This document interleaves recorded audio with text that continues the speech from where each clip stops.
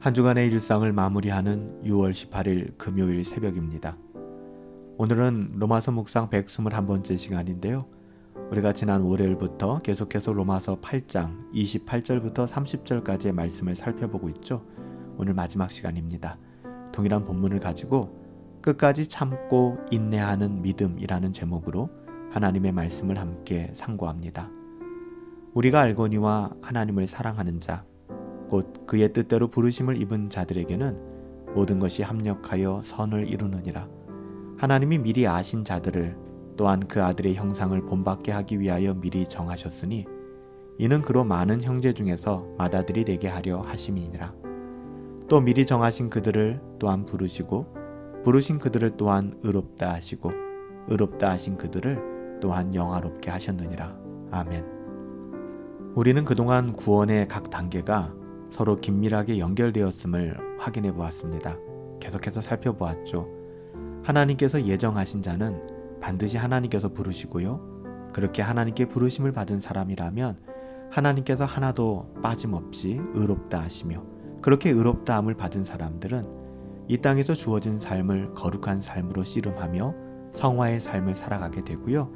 결국 우리가 부활의 날에 영광스러운 영화를 경험하게 될 것입니다. 이처럼 예정된 사람들이 반드시 영화에 이르게 된다. 이것을 우리가 성도의 견인이다라고 이야기를 합니다. 오늘 설교 제목이 끝까지 참고 인내하는 믿음이잖아요. 이것이 구원받는 믿음인데요. 이것을 바로 견인이다라고 얘기하는 거예요. 견인은 끝까지 참고 견디는 거예요. 그런데 우리가 여기서 오해하면 안 되는 것이 견인 이것이 참된 믿음이구나. 끝까지 견디고 참으면 구원을 받게 되는구나 라고 생각하기 쉬운데요.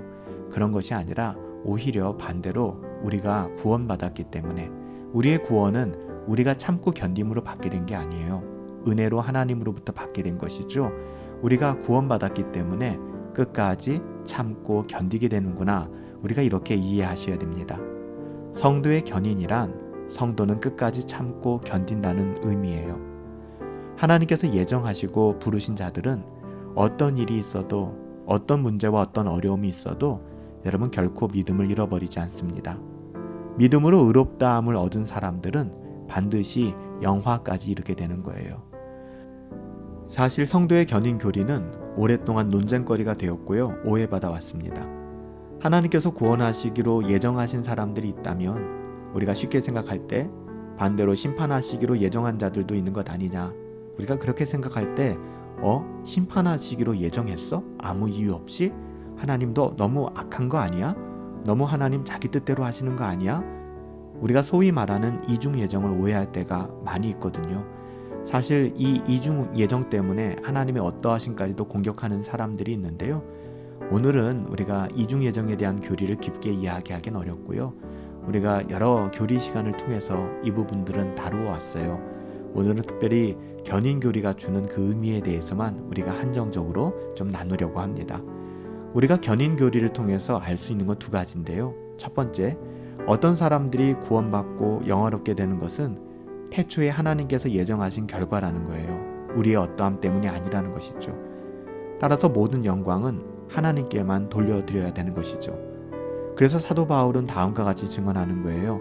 에베소서 1장 5절부터 6절에 보면 그 기쁘신 뜻대로 우리를 예정하사 예수 그리스도로 말미암아 자기의 아들들이 되게 하셨나니 이는 그가 사랑하시는 자 안에서 우리에게 거저 주시는 바 그의 영광 은혜의 영광을 찬송하게 하려는 것이니라.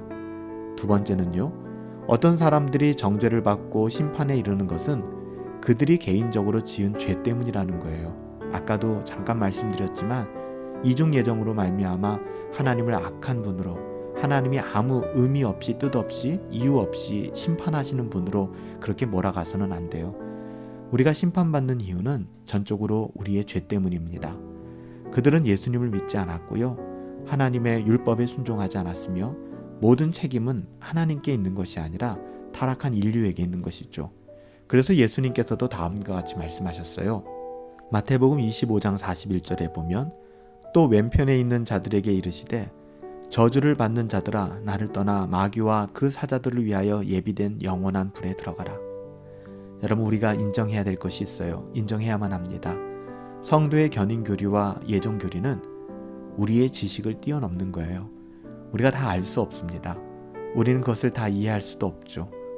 하나님은 무한하시고 절대적이지만 우리는 유한하고 부족하기 때문에 그래요. 창조주이신 하나님의 뜻을 흙으로 지어진 우리가 다 이해할 수 없는 것은 너무나 당연한 것 아니겠습니까? 우리가 그것을 다 이해하려고 들 때 오히려 더 깊은 혼란에 빠지게 되는 거예요. 그래서 모세는 하나님께서 보여주시지 않은 것을 알려달라고 해서는 안 된다고까지 이야기한 거죠. 신명기서 29장 29절 말씀. 감추어진 일은 우리 하나님 여호와께 속하였거니와 나타난 일은 영원히 우리와 우리 자손에게 속하였나니. 우리는 이 말씀을 이해하고 또 깨닫고 이 말씀에 순종해야 합니다. 우리는 나타난 것은 확고하게 믿되 나타나지 않은 것은 신중해야 합니다. 예수님의 말씀처럼 진리에 있어서는 어린아이가 되어져야 되는 것이죠. 마태복음 18장 3절에 이르시되 진실로 너희에게 이르노니 너희가 돌이켜 어린아이들 같지 아니하면 결단코 천국에 들어가지 못하리라. 오늘 우리가 견인교리에 대해서 살펴보았습니다. 끝까지 참고 인내하는 믿음은 우리에게서 시작된 것이 아니라 하나님께서 우리에게 은혜로 주신 것입니다. 하나님께서 은혜로 우리를 구원하셨기 때문에 우리에게 구원 얻는 믿음을 주셨고요. 그 믿음은 어떤 믿음이다? 끝까지 참고 인내하는 믿음입니다. 사랑하는 여러분들, 오늘 우리가 이 자리를 지킬 수 있고 오늘도 경건에 힘쓸 수 있으며 또 경건을 추구해 나갈 수 있는 것도 우리에게 선한 것이 있기 때문에 그렇지 않아요. 오직 하나님의 은혜로 우리를 구원하셨기 때문에 구원받는 자의 어떠함이 우리 가운데 있기에 그것이 증거되어지는 것 아니겠습니까? 오늘도 하나님의 자녀로서 주어진 하루의 삶을 감사로 또 은혜로 그렇게 살아갈 수 있었으면 좋겠습니다. 끝까지 참고 인내하는 믿음 우리에게 주셨음을 여러분 믿고 의지하시면서 포기하지 말고 낙심하고 절망하지 말고 믿음과 소망 가운데 오늘 한 주간 마무리할 수 있게 되기를 예수님의 이름으로 축복합니다. 오늘 하루도 하나님께서 주신 은혜가 우리 가운데 있음을 바라보시기 바랍니다. 하나님께서 우리에게 끝까지 참고 인내하는 믿음을 주셨습니다. 낙심되고 때로는 절망이 우리 앞에 선이 보인다 할지라도 거기에 유린당하는 것이 아니라 믿음을 가지셔야죠. 믿음으로 소망 가운데 오늘 하루 또 한 주간의 일상을 잘 마무리할 수 있는 저와 여러분들 되시기를 예수님의 이름으로 축복합니다. 오늘 하루도 하나님이 주신 은혜 가운데에서 성령 충만하시고 행복하시고 우리 승리합시다.